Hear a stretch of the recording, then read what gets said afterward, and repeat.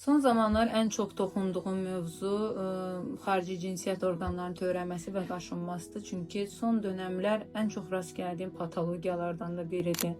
Baxmayaraq bu qədər səslənirik, efirdə də son dəfə həkim səndə bu haqda danışdım.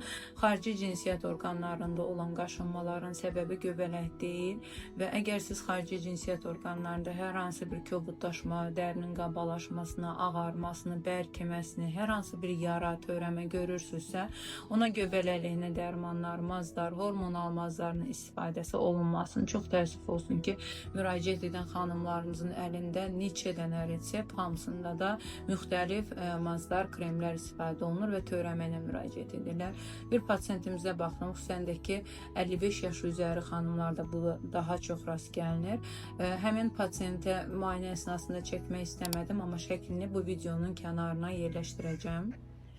Xarici cinsiyyət orqanlarda təxmini ölçüsü şəkildən də göründüyü kimi hardasa 3 sm olan bir törəmədir və gözlə görülür dərəcədədir. Ələnəcək bir törəmədirsə də, əgər adı üzərində bir törəmədən, şişdən söhbət gedirsə, niyə bu yəni vəziyyəti daha da çətinləşdirib? Sidik belə deyək, kanalının xarici dərliyinə çox yaxın yerləşmiş bir törəmədir. Artıq yayılmasını təmin edib daha sonra müraciət edirsiniz.